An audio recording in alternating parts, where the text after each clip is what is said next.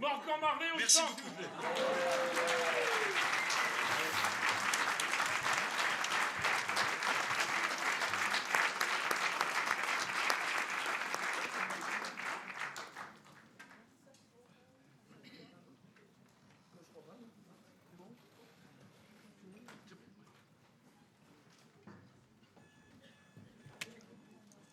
Bien, tout d'abord, encore un grand merci à l'Orchestre d'harmonie de Lamballe-Armor pour cette superbe prestation.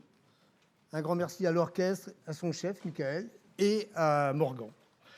Et je voulais aussi souligner la pertinence de ce choix de la prestation qui avait été lancée par l'Orchestre d'harmonie, parce que je pense qu'on peut dire qu'aujourd'hui, le thème de Starmania résonne particulièrement dans le monde.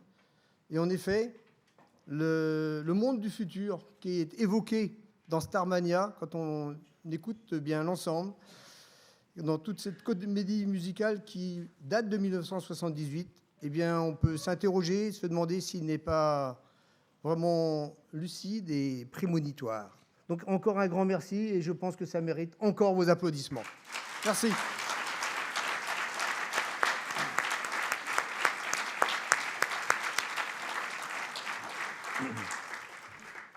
Et si vous le permettez, je vous propose encore quelques petites minutes d'animation. On va vous représenter, parce que je pense que vous l'avez déjà pour la plupart d'entre vous vu, vous projeter la vidéo de présentation de Lamballe-Armor. Merci.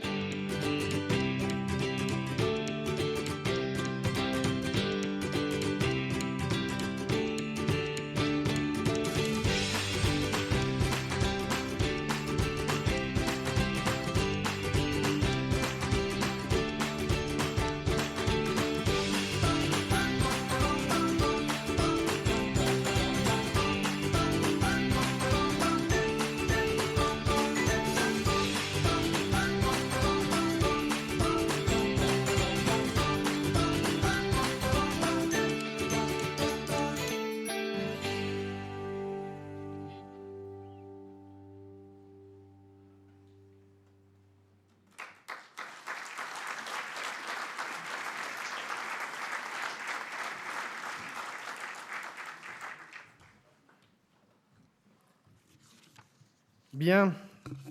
Elle n'est pas belle, la vie à Lamballe-Armor, avec de la musique, des images, des activités? Voilà. Bien, chère Lamballe-Armoricaine, cher Lamballe-Armoricain, monsieur le sénateur, cher Alain Cadec, monsieur le sénateur, Gérard Lahellec, je ne sais pas si c'est dans cet ordre-là qu'on le dédonne, mais voilà, merci. Monsieur le député, cher Corentin Fur, madame et Monsieur les conseillers régionaux, chers Adeline Lignon et Stéphane de Sadier-Dupin, Madame la vice-présidente du conseil départemental des Côtes-d'Armor, chère Nathalie Travers-Leroux, et Didier Yon, également conseiller départemental, merci. Monsieur le président de la communauté d'agglomération, cher Thierry Andrieux, Mesdames, Messieurs les maires, chers collègues, Mesdames, Messieurs les élus de Lamballe-Armor, Monsieur le maire honoraire, cher Loïc Corret, et également Christian Nestou, que j'ai aperçu, Madame Klein, commandante de la compagnie de gendarmerie de Saint-Brieuc, Monsieur le colonel Bourdet, représentant le délégué militaire départemental, Mesdames, Messieurs, je vous prie d'excuser tout d'abord l'arrivée un peu tardive de Monsieur le secrétaire général de la préfecture, Georges Salin, qui va nous rejoindre, mais qui était en réunion avec le préfet de région, et il représente le préfet de département, donc il va nous rejoindre tout à l'heure. J'excuse également Loïc Chenet-Girard, président de la région Bretagne, que j'ai l'honneur de représenter en qualité de conseiller régional. Mesdames, Messieurs les représentants du monde associatif, du monde éducatif, du monde économique et commercial, Mesdames, Messieurs, je vous remercie d'avoir répondu présent et nombreux à notre invitation. D'ailleurs, je suis désolé parce que je vois quelques personnes qui sont debout, mais il y a encore quelques chaises si vous voulez. Et tout ça malgré les conditions climatiques un peu rudes de ce soir. Votre présence me permet et me donne l'immense plaisir, au nom de tout le conseil municipal et en mon nom personnel, de vous souhaiter à toutes et à tous une bonne et heureuse année. Je vous présente tous nos meilleurs vœux de santé, de bonheur, de réussite pour vous et pour tous vos proches. Ainsi que 2025 soit pour vous une année pleine de réussite et que des milliers de petites joies viennent embellir votre vie. Les vœux constituent pour nous une occasion singulière de nous réunir, un grand plaisir de nous retrouver pour ce moment partagé et chaleureux. Mais c'est aussi le moment de faire un bilan sur le passé, présenter les orientations de l'action municipale. Certaines collectivités ont fait le choix de les supprimer pour des raisons financières, tout à fait respectables.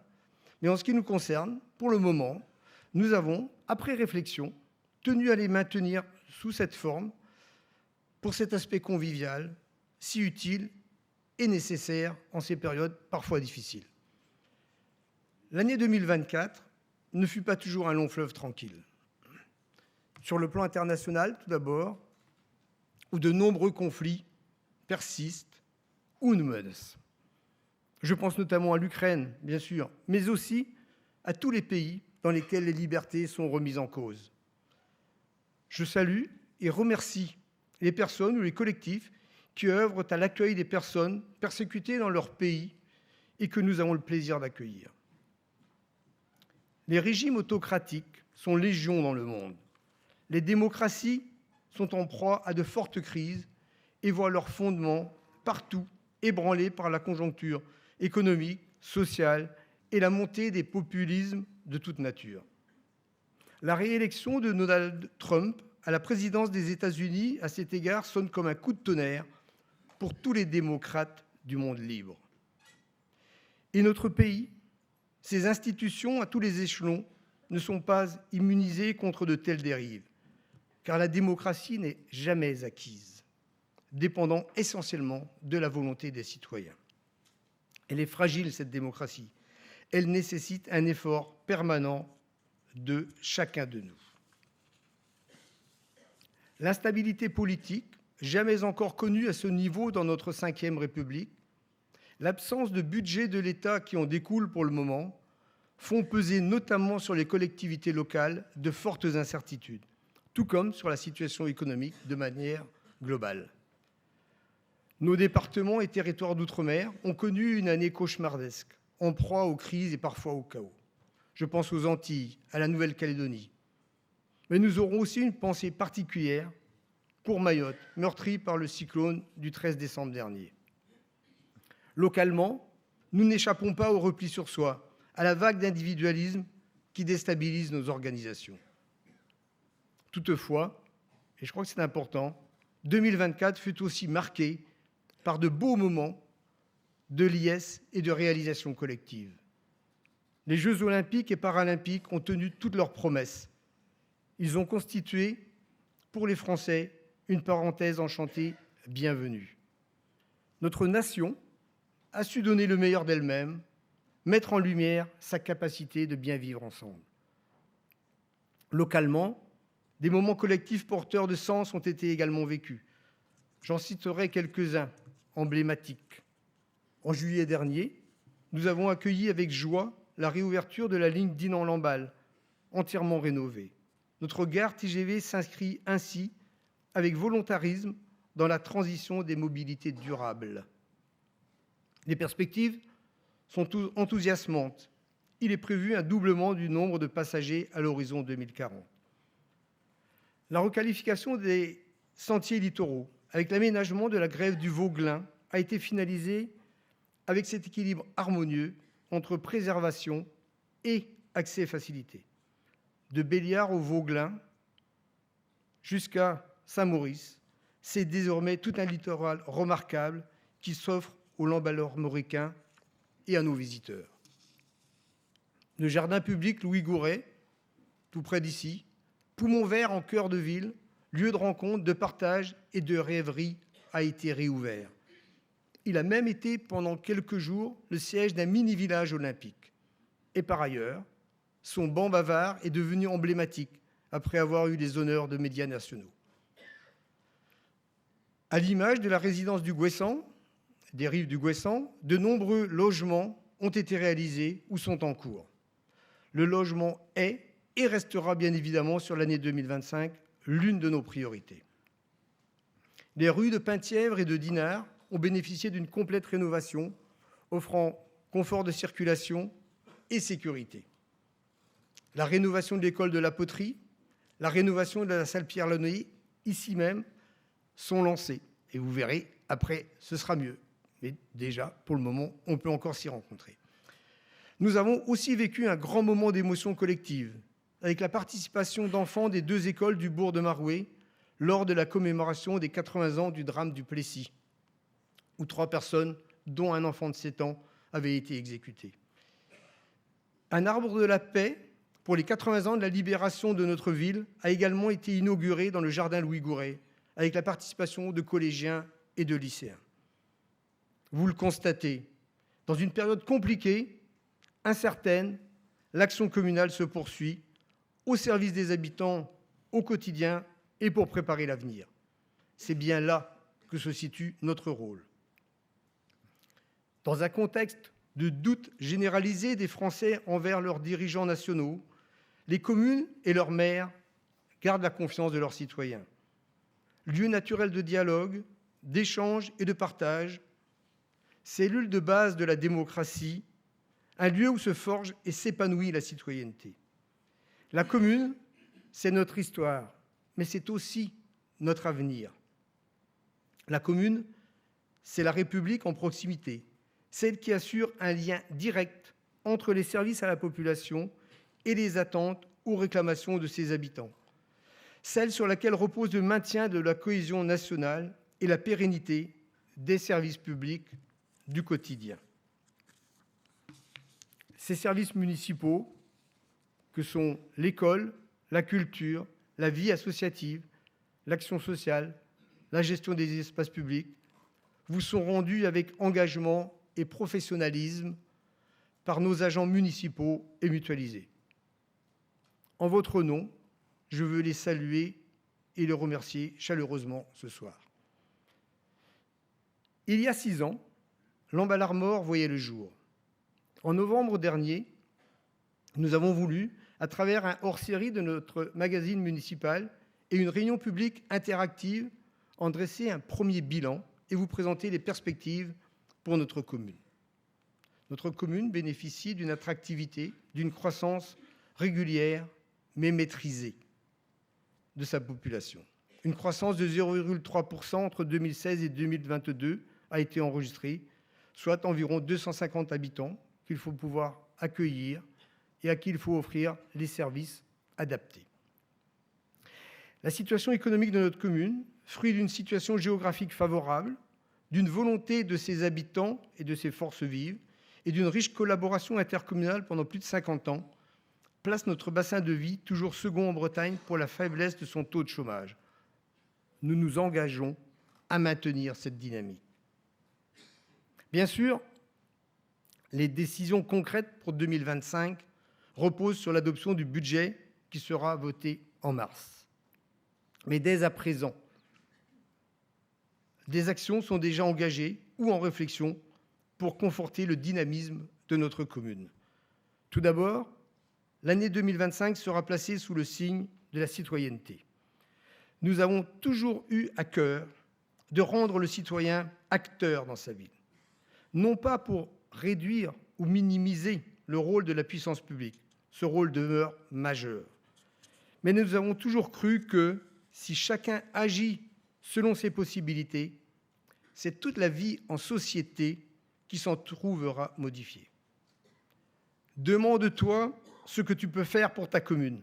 Ce sera le leitmotiv de nos actions municipales. De nouveaux espaces d'engagement citoyen verront le jour. Je citerai d'abord le domaine de la sécurité et de la tranquillité publique. La ville de Lamballe-Armor, décrite par ses habitants et ses visiteurs comme une ville au cadre de vie agréable et attractif. Cependant, elle n'est pas en dehors de la société et de ses évolutions parfois inquiétantes. Des incivilités et nuisances réelles sont constatées. Aussi, la municipalité a pris à bras-le-corps ces problématiques. Pour cela, un diagnostic objectivé de la situation a été réalisé avec une association spécialisée dans la sécurité urbaine et une stratégie de prévention et de lutte contre la délinquance a été établie. Cette stratégie, qui a déjà été discutée, sera soumise à l'approbation du conseil municipal dès le mois prochain. Des moyens humains et matériels supplémentaires seront dégagés. Recrutement des médiateurs, réflexion sur une adaptation du dispositif de vidéoprotection, sécurisation du travail de la police municipale sont d'ores et déjà des réponses que nous allons explorer. Un comité de gestion des espaces publics intégrera des citoyens engagés qui seront force de proposition et acteurs de la tranquillité publique. Ensuite, au premier trimestre, une réserve communale de sécurité civile sera créée. Bien entendu, ces actions n'ont de sens que dans une étroite collaboration avec les services de sécurité ou de secours que je veux ici remercier, et en particulier la gendarmerie. Je salue d'ailleurs le responsable de la brigade de Lamballe, avec qui nous collaborons de façon très positive. Les pompiers, toujours présents. La protection civile, également toujours présente sur notre territoire. Et j'ai une pensée émue pour Émile Parizet, qui avait créé la protection civile il y a 55 ans et qui nous a malheureusement quittés il y a quelques jours. Enfin, Lamballe-Armor est devenue une ville marraine. Le conseil municipal a décidé, à l'unanimité, de parrainer une unité de la Marine nationale, la compagnie de fusiliers marins Bernier, basée à Lanvéoc-Poulmic, dans le Finistère. Cela ouvre des opportunités d'échanges et de rencontres entre cette unité et notre population, notamment scolaire. Et bien sûr, le lien entre l'armée et de la société civile est essentiel dans le cadre de la défense nationale. Ces actions concrètes du quotidien au service de tous s'inscrivent parfaitement dans la continuité de l'engagement dans le monde associatif. Monde associatif que je tiens particulièrement à féliciter à l'occasion de ces vœux. Administrateurs, encadrants, animateurs, éducateurs, autant de bénévoles qui participent au dynamisme de notre commune. Le budget 2025 traduira notre volonté politique de préserver tout ce qui concerne l'action culturelle, le sport, les loisirs, la vie associative, le vivre ensemble. C'est un choix de société qui se présente à chaque collectivité.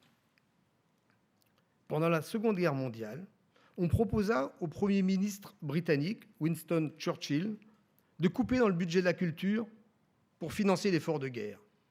Et il répliqua alors, tout de go, « Si ce n'est pour la culture, pourquoi nous battons-nous alors ?» Question fondamentale, et je crois que la réponse est claire. Dans cette volonté d'éviter les replis individualistes, consuméristes, où seuls les plus fortunés pourraient accéder à la culture et à l'émancipation, vous trouverez toujours votre municipalité à vos côtés. Ainsi, nous avons déjà rendu l'accès gratuit au réseau de bibliothèques. Au-delà de l'engagement citoyen et de l'accompagnement de la commune, je citerai quelques-unes des principales réalisations à venir très prochainement qui favoriseront l'épanouissement de chacun. Le projet de Pump Track à Morieux est en cours de réalisation. Il a été souhaité par des jeunes et des familles du bourg, et il a été conçu de manière concertée avec des citoyens engagés et le monde associatif. Les travaux de la nouvelle bibliothèque et du réaménagement de la mairie de Mélin, précédant celle de la traversée du bourg, vont commencer. Il y aura le début des travaux de l'extension de l'école de la poterie.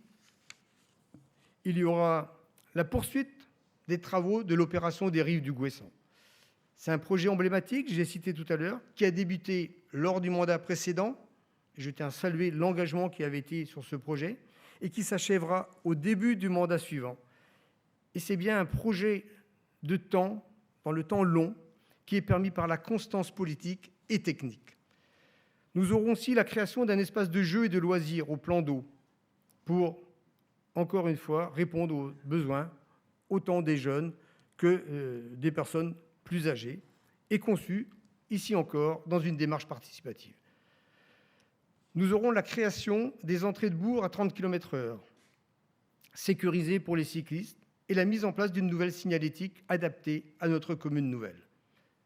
2025, ce sera aussi l'année de l'approbation de notre plan local d'urbanisme, qui structurera la commune pour les années à venir.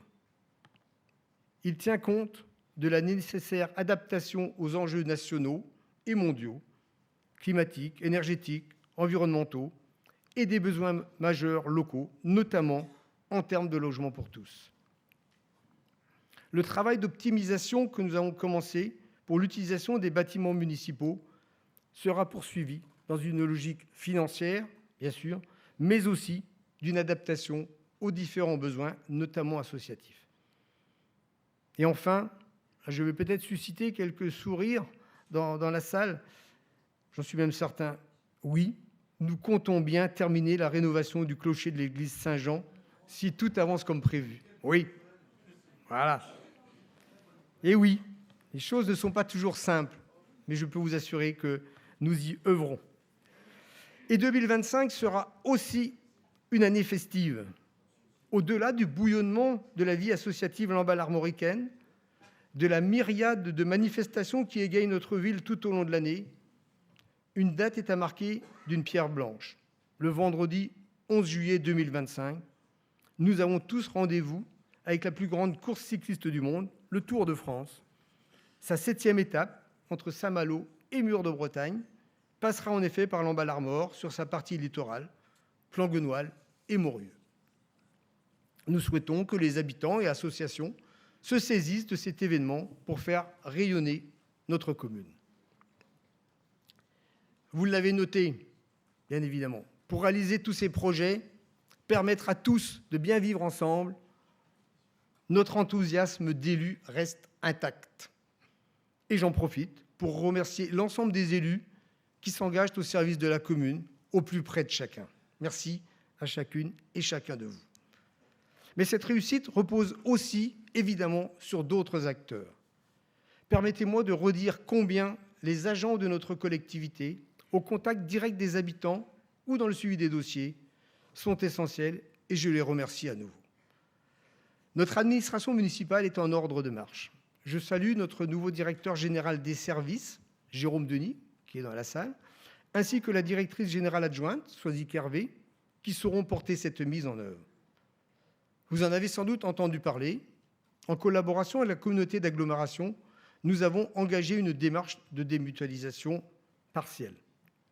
Les périmètres de nos territoires, communes et communautés d'agglomération, ont en effet changé depuis sa mise en place. Et la forte coopération intercommunale qui opérait à l'époque n'irrigue plus de la même façon aujourd'hui. Nous restons cependant ouverts et convaincus par l'esprit de coopération. Cet esprit que nous retrouvons dans la coopération avec le conseil départemental, avec le conseil régional et les services de l'État.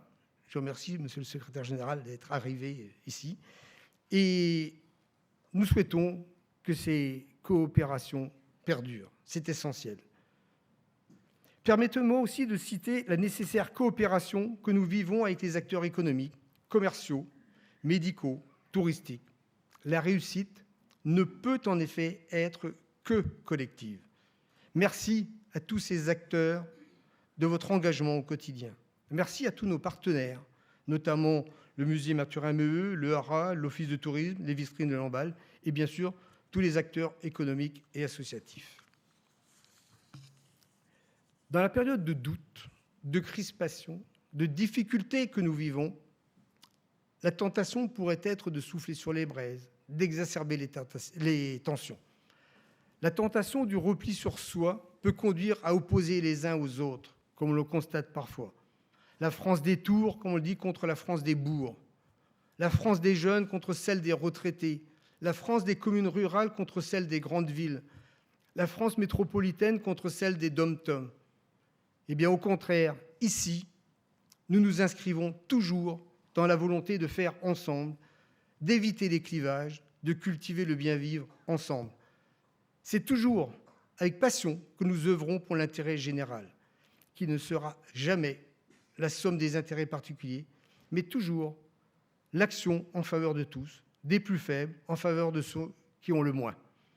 Alors, pour cette nouvelle année, partageons bien plus que notre ville.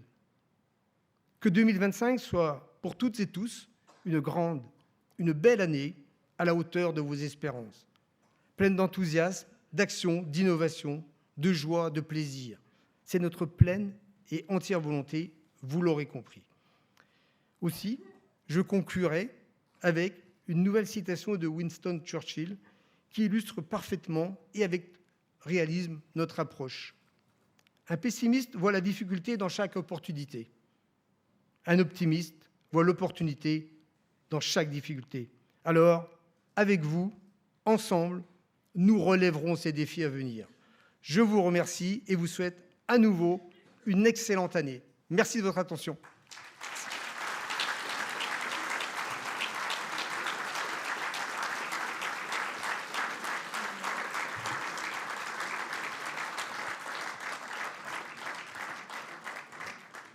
Eh bien, après votre attention particulière, et je vous en remercie, comme nous sommes aussi là, et je l'ai dit au début, j'insiste, pour nous rencontrer, pour échanger, je vous propose que nous rejoignions le petit buffet qui vous est proposé par la commune, voilà, afin que nous ayons le temps d'échanger, de partager, de rire, voilà, et de se projeter. Merci, bonne soirée, bonne année.